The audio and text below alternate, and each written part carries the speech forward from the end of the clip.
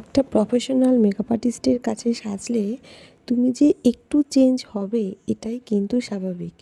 নিশ্চয়ই শুধু তুমি মুখে কম্প্যাক্ট মাখিয়ে দেওয়ার জন্য একটা প্রফেশনাল মেকআপ আর্টিস্টকে বুক করছো না, বা তোমার চুলটা এমনিতেই যেমন আছে সেমনি ছেড়ে রাখার জন্য, বা নর্মাল তোমার চুলটা যেমন আছে সেই চুলেই একটা ক্ল্যাচার জাস্ট লাগিয়ে দেওয়ার জন্যই একটা মেকআপ আর্টিস্টকে বুক করছো না। তুমি নিশ্চয়ই ভেবেচিন্তেই একটা মেকআপ আর্টিস্টকে বুক করছো।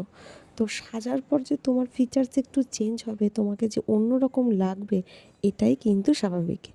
এবার সবার কাজের ধরন আছে, কেউ একটু সফট সাজায়, কেউ একটু উগ্র সাজায়।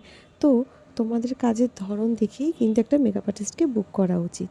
সাজার পর যাতে তোমাদের মনে না হয় আমি একদম সিম্পল সাজি, ইস কেন যে সাজলাম, আমি তো এটাই ভালো ছিলাম। আসলে সাজটা অনেকে মেনে নিতেই পারে না। তো যারা মেনে নিতে পারে না তাদের মেকআপ আর্টিস্ট বুক করার কোনো দরকার নেই। তারা নিজেদের অকেশানে হোক বা কোনো গেস্টদের মানে যখন যাবে তখন নিজেরাই যেন সেজে নেয়। এটাই আমার ভিডিওতে বলার কথা। কথাটা কিন্তু খারাপ লাগলেও এটাই সত্যি। এবার এটা যেন তোমাদের মনে না হয় এই ভিডিওটা করতে গিয়েই আমার এটা মনে হয়েছে। এই কথাটা আমার অনেক দিনই মনে হয়েছে। এই তো ছিল খুবই ভালো এবং মিষ্টি একটি মেয়ে।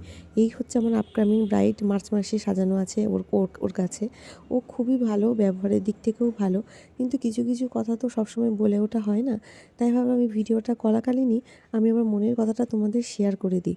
কারণ কিছু কিছু কমেন্ট আমাদের কাছে আসে বা কিছু কিছু কথা শুনতে হয়, সেগুলো আর কোথায় বা বলতাম। এই ভিডিওটার মাধ্যমেই ওই জন্য বলা।